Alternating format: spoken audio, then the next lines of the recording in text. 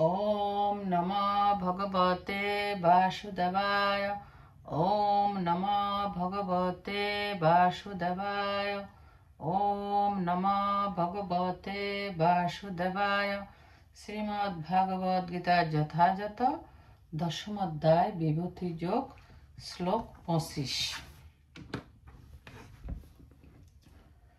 মহিষীনাং ভৃগুরহং গিরামস্মি একমক্ষরম যজ্ঞানাং জপযজ্ঞস্মি স্থাবরানাং হিমালয়াম। মহিষীনা মহিষীদের মধ্যে ভৃগু ভৃগু অহম আমি গিরাম বাক্যসমূহের মধ্যে অস্মি হই একম অক্ষরম এক অক্ষর প্রণব যজ্ঞানাম যজ্ঞসমূহের মধ্যে জপযজ্ঞ জপযজ্ঞ অস্মি হই স্থাবরানাম স্থাবর বস্তুসমূহের মধ্যে হিমালয় হিমালয় পর্বত। অনুবাদ: মহিষীদের মধ্যে আমি ভৃগু, বাক্যসমূহের মধ্যে আমি ওঙ্কার, যজ্ঞসমূহের মধ্যে আমি জপযজ্ঞ এবং স্থাবর বস্তুসমূহের মধ্যে আমি হিমালয়। তাৎপর্য: এই ব্রহ্মাণ্ডের প্রথম জীব ব্রহ্মা বিভিন্ন ধরনের প্রজাতি সৃষ্টির জন্য কয়েকজন সন্তান সৃষ্টি করেন। তার সেই সন্তানদের মধ্যে সর্বাপেক্ষা শক্তিশালী সন্তান হচ্ছেন মহান ঋষি ভৃগু। সমস্ত প্রাকৃত শব্দের মধ্যে ওঙ্কার ওম ওঙ্কার শব্দরূপে ভগবানের প্রতিনিধিত্ব করে। সমস্ত যজ্ঞের মধ্যে হরে কৃষ্ণ কৃষ্ণ কৃষ্ণ হরে হরে, হরে রাম রাম রাম হরে হরে জপ করাই হচ্ছে সর্বশ্রেষ্ঠ যজ্ঞ। কারণ এই মহামন্ত্র হচ্ছে ভগবান শ্রীকৃষ্ণের সবচেয়ে পবিত্র প্রতীক। যজ্ঞ অনুষ্ঠানে কখনো কখনো পশু বলে নির্দেশ দেওয়া হয়, কিন্তু হরে কৃষ্ণ মহামন্ত্র জপ করার মাধ্যমে যে মহাযজ্ঞ অনুষ্ঠিত হয় তাতে হিংসার কোনো স্থান নেই। এটি সবচেয়ে সরল ও পবিত্রতম যজ্ঞানুষ্ঠান। জগতে যা কিছু পরম মহিমান্বিত তা সবই শ্রীকৃষ্ণেরই প্রতীক। তাই এই পৃথিবীর শ্রেষ্ঠ পর্বত হিমালয় তারই প্রতীক। পূর্ববর্তী শ্লোকে মেরু পর্বতের কথা উল্লেখ করা হয়েছে, কিন্তু মেরু পর্বত কখনো কখনো এক স্থান থেকে অন্য স্থানে গমন করে, কিন্তু হিমালয় অচল। এভাবে হিমালয়ের মাহাত্ম্য মরুর চেয়েও শ্রেষ্ঠ। শ্লোক 26। অশত সর্ববিখ্যানাং দেবশীনাং চ নারদাম গন্ধর্বানাং চিত্ররথ সিদ্ধানাং কপিলমুনি। অসৎ বৃক্ষ সর্ববৃক্ষানাম সমস্ত বৃক্ষের মধ্যে, দেবশীনাম দেবশীদের মধ্যে, চ এবং নারদ নারদমণি, গন্ধর্বানাম গন্ধর্বদের মধ্যে, চিত্ররথ সিদ্ধানাম সিদ্ধদের মধ্যে, কপিলমুনি। অনুবাদ: সমস্ত বৃক্ষের মধ্যে আমি অসৎ, দেবর্ষীদের মধ্যে আমি নারদ, গন্ধর্বদের মধ্যে আমি চিত্ররথ এবং সিদ্ধদের মধ্যে আমি কপিলমুনি। তাৎপর্য: অসৎ বৃক্ষ হচ্ছে গাছের মধ্যে সবচেয়ে বিশাল ও সবচেয়ে সুন্দর। ভারতবাসীরা প্রতিদিন সকালে অসৎ বৃক্ষের পূজা করে থাকেন। দেবতাদের মধ্যে দেবর্ষী নারদকেও তারা পূজা করে থাকেন এবং তাকে এই জগতে ভগবানের শ্রেষ্ঠ ভক্ত বলে গণ্য করা হয়। এভাবে নারদ হচ্ছেন ভগবানের ভক্তরূপী প্রকাশ। গন্ধর্বলোকের অধিবাসীরা সঙ্গীত বিদ্যায় পারদর্শী এবং তাদের মধ্যে চিত্ররথ হচ্ছেন শ্রেষ্ঠ সঙ্গীতজ্ঞ। সিদ্ধদের মধ্যে দেবভূতি নন্দন কপিলদেব হচ্ছেন শ্রীকৃষ্ণের প্রতিনিধি। তাকে শ্রীকৃষ্ণের একজন অবতার বলা হয় এবং শ্রীমদ্ ভাগবতে তার দর্শনের উল্লেখ আছে। পরবর্তীকালে আর একজন কপিল খুব প্রসিদ্ধি লাভ করেন, তবে তার প্রবর্তিত দর্শন নাস্তিক মতবাদ প্রসূত। তাই ভগবদ অবতার কপিল এবং এই নাস্তিক কপিলের মধ্যে আকাশ পাতাল তফাৎ। শ্লোক 28।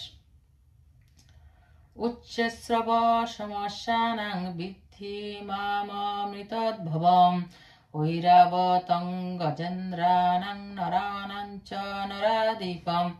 উচ্চশ্রবা অশ্বানাম অশ্বদের মধ্যে বিদ্ধি জানবে মাম আমাকে অমৃতদ্ভবম সমুদ্র মন্থনের সময় উদ্ভূত, ঐরাবত গজেন্দ্রানাম শ্রেষ্ঠ হস্তিদের মধ্যে, নরানাম মানুষদের মধ্যে, চ এবং নরাদীপম রাজা। অনুবাদ: অশ্বদের মধ্যে আমাকে সমুদ্র মন্থনের সময় উদ্ভূত উচ্চশ্রবা বলে জানবে। শ্রেষ্ঠ হস্তিদের মধ্যে আমি ঐরাবত এবং মনুষ্যদের মধ্যে আমি সম্রাট। তাৎপর্য, একবার ভগবত ভক্ত দেবতা ও ভগবত বিদ্বেষী অসুরেরা সমুদ্র মন্থনে অংশগ্রহণ করেছিলেন। এই মন্থনের ফলে অমৃত ও বিষ উত্থিত হয়েছিল এবং দেবাদিদেব মহাদেব সেই বিষ পান করে জগৎকে রক্ষা করেছিলেন। অমৃতের থেকে অনেক জীব উৎপন্ন হয়েছিল। উচ্চশ্রবা নামক অশ্ব ও ঐরাবত নামক হস্তি এই অমৃত থেকে উদ্ভূত হয়েছিল। উচ্চশ্রবা নামক অশ্ব ও ঐরাবত নামক হস্তি এই অমৃত থেকে উদ্ভূত হয়েছিল। যেহেতু এই দুটি পশু অমৃত থেকে উদ্ভূত হয়েছিল, তাই তাদের বিশেষ তাৎপর্য রয়েছে এবং সেই জন্য তারা হচ্ছেন ভগবান শ্রীকৃষ্ণের প্রতিনিধি। মনুষ্যদের মধ্যে রাজা হচ্ছেন শ্রীকৃষ্ণের প্রতিনিধি, কারণ শ্রীকৃষ্ণ হচ্ছেন এই জগতের পালনকর্তা এবং দৈব গুণাবলীতে গুণান্বিত হওয়ার ফলে রাজারা তাদের রাজ্যের পালনকর্তা রূপে নিযুক্ত হয়েছেন। শ্রীরামচন্দ্র মহারাজ যুধিষ্ঠির, মহারাজ পরীক্ষিতের মতো নরপতিরা ছিলেন অত্যন্ত ধর্মপরায়ণ। তার সর্বক্ষণ তাদের প্রজাদের মঙ্গলের কথা চিন্তা করতেন। বৈদিক শাস্ত্রে রাজাকে ভগবানের প্রতিনিধি রূপে বর্ণনা করা হয়েছে। আধুনিক যুগে ধর্মনীতি কলুষিত হয়ে যাওয়ার ফলে রাজতন্ত্র ধীরে ধীরে ক্ষয়প্রাপ্ত হয়ে অবশেষে সম্পূর্ণরূপে লুপ্ত হয়ে গেছে। এটি অনস্বীকার্য যে পুরাকালে ধর্মপরায়ণ রাজা তত্ত্বাবধানে প্রজা অত্যন্ত সুখে বসবাস করত। শ্লোক 28-29। আয়ুধানামহং বজ্রং ধেনূনামস্মি কামধো প্রজনচাস্মি কর্দভ সর্পানামস্মি বাসুকি অনন্তচাস্মি নাগানাং বরুণ যাদশামহম পিতॄনাহমজ্জমাচাস্মি যম সংযমতামহম। আয়ুধানাম সমস্ত অস্ত্রের মধ্যে অহম আমি বজ্রম বজ্র, ধেনুনাম গাভীদের মধ্যে, অস্মি হই কামধু কামধেনু প্রজন সন্তান উৎপাদনের কারণ, চ এবং অস্মি হই কর্দভ কামদেব, সর্পানাম সর্পদের মধ্যে, অস্মি হই বাসুকি বাসুকি অনন্ত অনন্ত, চ ও অস্মি হই নাগানাম নাগদের মধ্যে, বরুণ বরুণ দেব, যাদশাম সমস্ত জলচরের মধ্যে, অহম আমি পিতৃনাম পিতৃদের মধ্যে, অর্জমা অর্জমা, চ ও অস্মি হই যম যমরাজ, সংযম তাম দণ্ডদাদের মধ্যে, অহম আমি। অনুবাদ: সমস্ত অস্ত্রের মধ্যে আমি বজ্র, গাভীদের মধ্যে আমি কামধেনু, সন্তান উৎপাদনের কারণ আমি কামদেব এবং সর্পদের মধ্যে আমি বাসুকি, সমস্ত নাগদের মধ্যে আমি অনন্ত এবং জলচরদের মধ্যে আমি বরুণ, পিতৃদের মধ্যে আমি অর্জমা এবং দণ্ডদাতাদের মধ্যে আমি যম। তাৎপর্য: বাস্তবিক অসীম শক্তিশালী অস্ত্র বজ্র শ্রীকৃষ্ণের শক্তির প্রতিনিধিত্ব করে।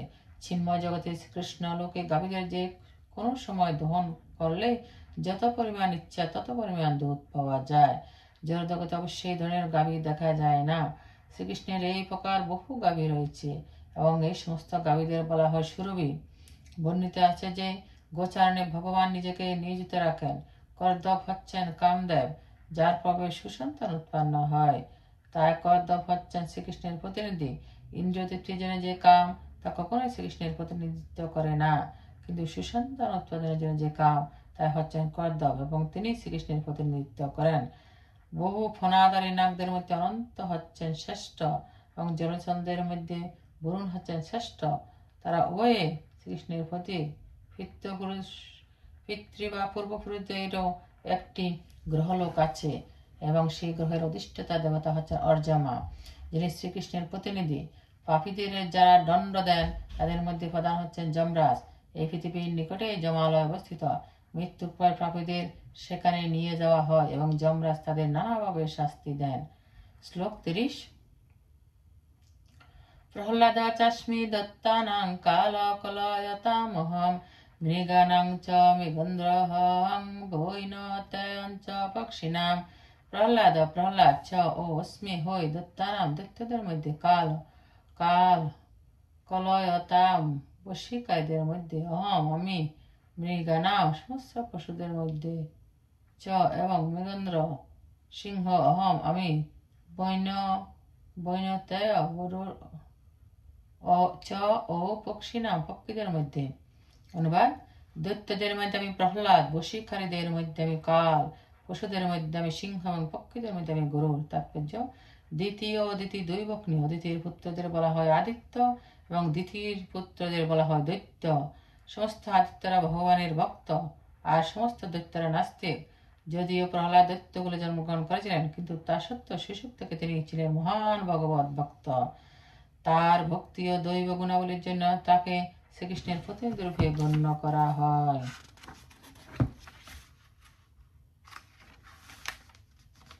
নানা ধরনের বশীভূতকরণ নিয়ম আছে, কিন্তু কাল এই জড় ব্রহ্মাণ্ডের সবকিছুকে পরাস্ত করে, এবং তাই কাল হচ্ছে শ্রীকৃষ্ণের প্রতীক।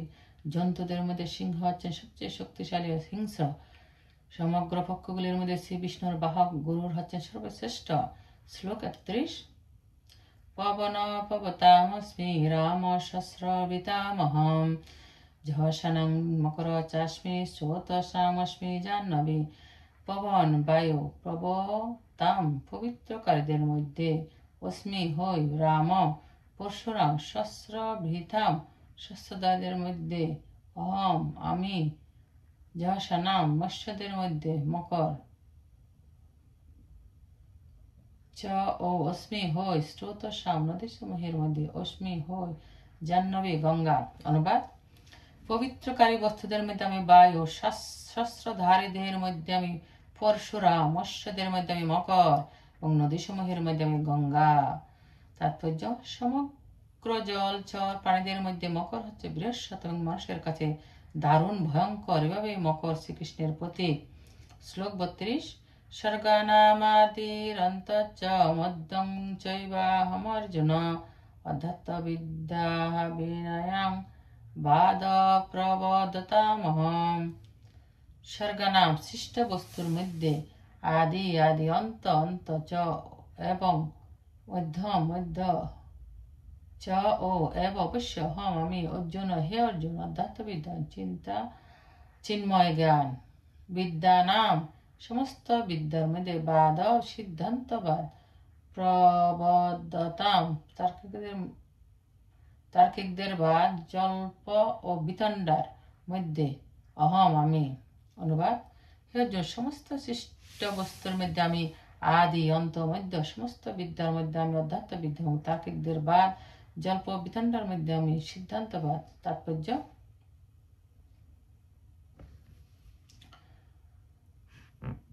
সৃষ্ট বস্তুর মধ্যে সমগ্র জড় উপাদান প্রথম সৃষ্টি হয়। পূর্বে ব্যাখ্যা করা হয়েছে, মহাবিষ্ণু, গর্ভদক্ষায়ী বিষ্ণু ও ক্ষীরোদশায়ী বিষ্ণু এই জগতের সৃষ্টি ও পরিচালনার কার্য করেন, এবং তারপর পুনরায় সৃষ্টির প্রলয় সাধন করেন শিব। ব্রহ্মা হচ্ছেন গৌণ সৃষ্টিকর্তা। সৃষ্টি, স্থিতি ও প্রলয়ের সমস্ত প্রতিনিধিরা হচ্ছেন পরমেশ্বর ভগবানের গুণাবতার। তাই তিনি হচ্ছেন সমগ্র সৃষ্টির আদি, মধ্য ও অন্ত। উন্নত মানের শিক্ষার জন্য জ্ঞানের বহুবিধ গ্রন্থ আছে, যেমন চতুর্বেদ, তার অন্তর্ভুক্ত দর্শন, বেদান্ত সূত্র, ন্যায় শাস্ত্র, অষ্টম শাস্ত্র, পুরাণ, ধর্মশাস্ত্র, পুরাণ। সুতরাং শিক্ষামূলক গ্রন্থের সর্বসময় 14টি বিভাগ রয়েছে। এগুলির মধ্যে যে গ্রন্থটি অধ্যাত্মবিদ্যা বা পারমাত্মিক জ্ঞান পরিবেশন করছে, বিশেষ করে বেদান্ত সূত্র হচ্ছে শ্রীকৃষ্ণের প্রতীক। ন্যায়শাস্ত্রে তার্কিকদের মধ্যে তর্কের বিভিন্ন স্তর আছে।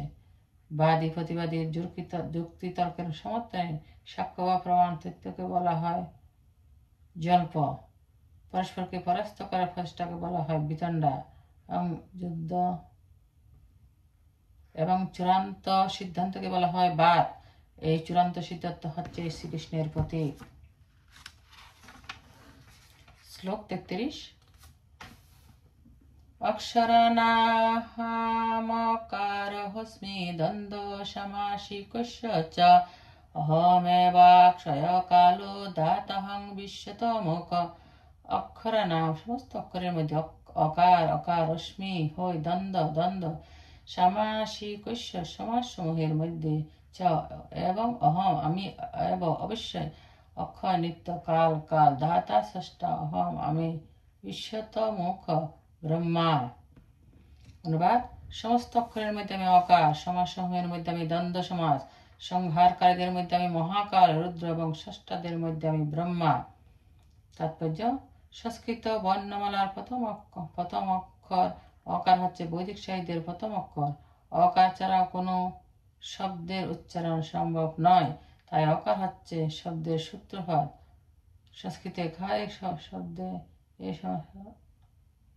সংস্কৃতে একাধিক শব্দের সমন্বয় হয়, যেমন রাম কৃষ্ণ, একে বলা হয় দ্বন্দ্ব। রাম ও কৃষ্ণ এই দুটি শব্দের ছন্দরূপ একরকম, তাই তাকে দ্বন্দ্ব সমাস বলা হয়। সমস্ত বিনাশকারীদের মধ্যে কাল হচ্ছেন চরম শ্রেষ্ঠ, কারণ কালের প্রভাবে সকলেরই বিনাশ হয়। কাল শ্রীকৃষ্ণের প্রতিনিধি, কারণ কালক্রমে এক মহা অগ্নি প্রলয়ে সমস্ত সৃষ্টি ধ্বংস হয়ে যাবে।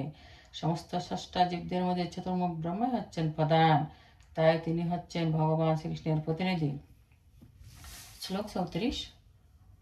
মৃত্যু সর্বহরচ্চাহমুদ্ভবচ্চ ভবিষ্যতাম কৃতি শ্রীবাক চ নারীণং স্মৃতি মেধাদিতি ক্ষমা।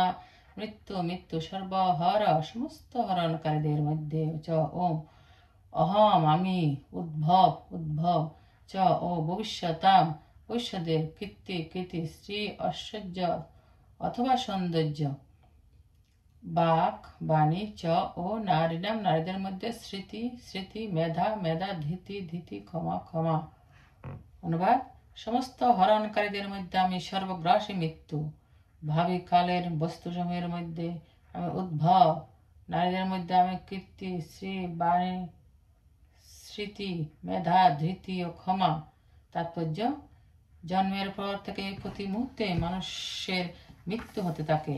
এভাবে এই মৃত্যু প্রতি মুহূর্তে প্রতিটি প্রাণীকে গ্রাস করে চলেছে, কিন্তু তার শেষ আঘাতকে মৃত্যু বলে সম্বোধন করা হয়। এই মৃত্যু হচ্ছে শ্রীকৃষ্ণ। প্রতিটি প্রাণীকে 6টি মুখ্য পরিবর্তনের মধ্যে দিয়ে যেতে হয়। তাদের জন্ম হয়, তাদের বৃদ্ধি হয়, কিছুকালের জন্য তারা স্থায়ী হয়, তারা প্রজনন করে, তাদের হ্রাস হয় এবং অবশেষে তাদের বিনাশ হয়। এই সমস্ত পরিবর্তনের মধ্যে প্রথম হচ্ছে গর্ভ থেকে সন্তানের প্রসব, এবং তা হচ্ছে শ্রীকৃষ্ণের শক্তি। এই উদ্ভবই হচ্ছে ভবিষ্যতের সমস্ত কার্যকলাপের আদি উৎস।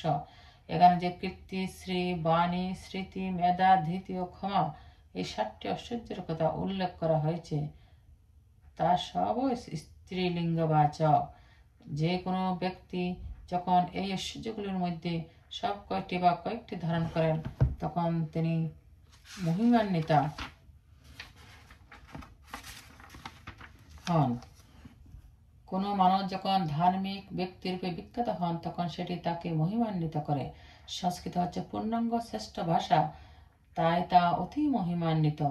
কোনো কিছু পাঠ করার পরে কেউ যখন তা মনে রাখতে পারে, সেই বিশেষ গুণকে বলা হয় স্মৃতি। আর যে সামর্থ্যের দ্বারা বিভিন্ন বিষয়ের উপর বহু গ্রন্থ কেবল অধ্যয়ন করায় নয়, সেই সঙ্গে সেগুলোকে হৃদয়ঙ্গম করা এবং প্রয়োজনে প্রয়োগ করা, তাকে বলা হয় মেধা, এবং এটিও একটি বিভূতি। যে সামর্থ্যের দ্বারা অস্থিরতাকে দমন করা যায়, তাকে বলা হয় ধীতি। আর কেউ যখন সম্পূর্ণ যোগ্যতা সম্পন্ন, তবু বিনয়ী, ভদ্র, এবং কেউ যখন সুখ দুঃখ উভয় সময়ে ভারসাম্যতা রক্ষা করতে সক্ষম, তার সে ঐশ্বর্যকে বলা হয় ক্ষমা। শ্লোক 35। বৃহস্যাম তথা সন্মাং গায়ত্রী ছন্দসামহম মাসানাং মাগ শিষ্য মৃত্যুনা কুসুমাকর। বৃহস্যাম তথা ও সন্মাম, সামবেদের মধ্যে গায়ত্রী মন্ত্র, ছন্দসমূহের মধ্যে, অহম আমি, মাসসমূহের মধ্যে, মাগ শিষ্য গ্রায়ণ, অহম আমি, ঋতুনাম সমস্ত ঋতুর মধ্যে, কুসুমাকর বসন্ত। অনুবাদ: সামবেদের মধ্যে আমি বৃহস্যাম, এবং ছন্দসমূহের মধ্যে আমি গায়ত্রী, মাসসমূহের মধ্যে আমি অগ্রহায়ণ মাস, এবং ঋতুদের মধ্যে আমি বসন্ত। তাৎপর্য: ভগবান পূর্বেই বলেছেন যে সমস্ত বেদের মধ্যে তিনি হচ্ছে সামবেদ বিভিন্ন দেবতাদের দ্বারা গীত, অপূর্ব সুন্দর সঙ্গীতসমূহের দ্বারা সমৃদ্ধ। এই সঙ্গীতগুলোর একটিকে বলা হয় বৃহস্যাম, যার সুর অপূর্ব মাধুর্য মণ্ডিত ও মধ্যরাত্রে গীত হওয়ার রীতি। সংস্কৃত ভাষায় কবিতাকে ছন্দবদ্ধ করার কতগুলি বিশেষ নিয়ম আছে। ছন্দ ও মাত্রানু আধুনিক কবিতার মতো খামখেয়ালি লেখা হয় না। সুসংবদ্ধ কবিতার মধ্যে গায়ত্রী হচ্ছে শ্রেষ্ঠ, যা সুযোগ্য ব্রাহ্মণেরা গেয়ে থাকে। শ্রীমদ্ ভাগবতে গায়ত্রী মন্ত্রের উল্লেখ করা হয়েছে। যেহেতু গায়ত্রী মন্ত্রের মাধ্যমে ভগবানকে উপলব্ধি করা যায়, তাই তা হচ্ছে ভগবানের প্রতীক। অধ্যাত্ম মার্গে বিশেষভাবে উন্নত মানুষদের জন্যই গায়ত্রী মন্ত্র, এবং কেউ যদি এই মন্ত্র সিদ্ধি লাভ করেন তবে তিনি ভগবত ধামে প্রবেশ করতে পারেন। গায়ত্রী মন্ত্র উচ্চারণ করতে হলে প্রথমে জরা প্রকৃতির সত্যগুণ অধিষ্ঠিত ব্যক্তির গুণ অর্জন করা প্রয়োজন। বৈদিক সভ্যতা গায়ত্রী মন্ত্র অত্যন্ত গুরুত্বপূর্ণ এবং তাকে ব্রহ্মের শব্দ অবতার বলে গণ্য করা হয়। ব্রহ্ম হচ্ছেন এর প্রবর্তক এবং এই মন্ত্র গুরু শিষ্য পরম্পরায় তার থেকে নেমে এসেছে। সমস্ত মাসের মধ্যে অগ্রহায়ণ মাসকে বছরের শ্রেষ্ঠ সময় বলে গণ্য করা হয়, কারণ ভারতবর্ষে এই সময়ে ক্ষেতের ফসল সংগ্রহ করা হয় এবং তাই জনসাধারণ সকলে এই সময় গভীর সুখে মগ্ন থাকে। অবশ্যই বসন্ত এমনই একটি ঋতু যে সকলেই তা পছন্দ করে, কারণ বসন্ত ঋতু নাতিশীতোষ্ণ এবং এই সময় গাছপালা ফুলে ফলে শোভিত হয়। বসন্তকালে শ্রীকৃষ্ণের লীলাসমূহকে স্মরণ করে অনেক মহোৎসব উদযাপিত হয়। তাই বসন্ত ঋতুকে সর্বাপেক্ষা আনন্দোজ্জ্বল ঋতু বলে গণ্য করা হয় এবং এই ঋতুরাজ বসন্ত হচ্ছে শ্রীকৃষ্ণের প্রতিনিধি। শ্লোক 36। দূতং ছলয়তামস্মি তেজ তেজস্বিনামহম জয়োস্মি ব্যবসায়োস্মি সত্যং সত্যবতামহম। দূতম দূতকিরা ছলয়তাম বঞ্চনাকারীদের মধ্যে, অস্মি হই তেজস্বিনাম তেজস্বীদের মধ্যে, অহম আমি, জয় অস্মি হই ব্যবসায় উদ্যম, অস্মি হই সত্যম সত্যবতাম বলবানদের দ্বারা মধ্যে, অহম আমি। অনুবাদ: সমস্ত বঞ্চনাকারীদের মধ্যে আমি দূতকিরা এবং তেজস্বীদের মধ্যে আমি তেজ, আমি বিজয়, আমি উদ্যম, আমি বলবানদের মধ্যে আমি বল। তাৎপর্য: সমগ্র ব্রহ্মাণ্ডে নানা রকম প্রবঞ্চনাকারী আছে। সব রকম প্রবঞ্চনার মধ্যে দূতকিরা হচ্ছে শ্রেষ্ঠ, তাই তা শ্রীকৃষ্ণের প্রতীক। পরমেশ্বর শ্রীকৃষ্ণ যে কোনো মানুষদের থেকেও অনেক বড় প্রবঞ্চক হতে পারেন। শ্রীকৃষ্ণ যদি কাউকে প্রতারণা করতে চান তাহলে কেউ তাকে এড়াতে পারেন না। ভগবান সব ব্যাপারে শ্রেষ্ঠ, এমনকি প্রতারণাতেও। বিজয়ীদের মধ্যে তিনি হচ্ছেন জয়, তিনি হচ্ছেন তেজস্বী তেজ। উদ্যমী ও অধ্যবসায়ীদের মধ্যে তিনি হচ্ছেন সর্বোৎকৃষ্ট উদ্যমী ও অধ্যবসায়ী।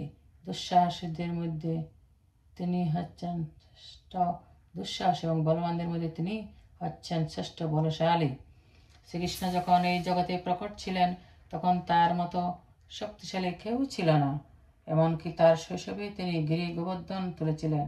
তার মতো প্রবঞ্চক কেউ ছিল না, তার মতো তেজস্বী কেউ ছিল না, তার মতো বিজয়ী কেউ ছিল না, তার মতো উদ্যমী কেউ ছিল না এবং তার মতো বলবানও কেউ ছিল না। শ্লোক 37। বৃষিণাং বাসুদেবহস্মি পাণ্ডবানাং ধনঞ্জয় মুনীনামপ্যহং ব্যাস কবিনাম সনাকবি। ঋষিনাম ঋষিদের মধ্যে, বাসুদেব দ্বারকাদেশ শ্রীকৃষ্ণ, অস্মি হই পাণ্ডবানাম পাণ্ডবদের মধ্যে, ধনঞ্জয় অর্জুন, মুনীনাম মুনিদের মধ্যে, অপি ও অহম আমি, ব্যাসদেব কবি নাম মহান চিন্তাশীল ব্যক্তিদের মধ্যে, উষনা শুক্র কবি। ঋষিদের মধ্যে আমি বাসুদেব এবং পাণ্ডবদের মধ্যে আমি অর্জুন, মনিদের মধ্যে আমি ব্যাস এবং কবিদের মধ্যে আমি শুক্রাচার্য। তাৎপর্য: শ্রীকৃষ্ণ হচ্ছেন আদি পরম পুরুষোত্তম ভগবান এবং তার সাক্ষাৎকারী গুহ হচ্ছেন বাসুদেব। বাসুদেবের অর্থ হচ্ছে বসুদেবের সন্তান। শ্রীকৃষ্ণ বলদেব উভয়ে বসুদেবের সন্তান রূপে অবতরণ করেন। পাণ্ডবপুত্রদের মধ্যে অর্জুন ধনঞ্জয়ের রূপে বিখ্যাত, তিনি হচ্ছেন নরশ্রেষ্ঠ, তাই তিনি শ্রীকৃষ্ণের প্রতিনিধি। বৈদিক জ্ঞানী পারদর্শী মুনি অথবা পণ্ডিতদের মধ্যে শীল ব্যাসদেব হচ্ছেন সর্বশ্রেষ্ঠ, কারণ কলিযুগে জনসাধারণকে বৈদিক জ্ঞান দান করার মানুষে তিনি বেদকে নানাভাবে ব্যাখ্যা করেছেন। বেদদেব শ্রীকৃষ্ণের অবতার, তাই তিনি শ্রীকৃষ্ণের প্রতিনিধি। কবি তাদের বলা হয় যারা যে কোনো বিষয়ে পুঙ্খানুপুঙ্খভাবে চিন্তা করতে সক্ষম। কবিদের মধ্যে দৈত্যদের এর কুলগুরু উষনা বা শুক্রাচার্য হচ্ছেন শ্রেষ্ঠ। ইনি অত্যন্ত বুদ্ধিমান এবং দূরদৃষ্টি সম্পন্ন রাজনীতিজ্ঞ। এভাবেই শুক্রাচার্য হচ্ছেন শ্রীকৃষ্ণের বিভূতির আর এক প্রতিনিধি।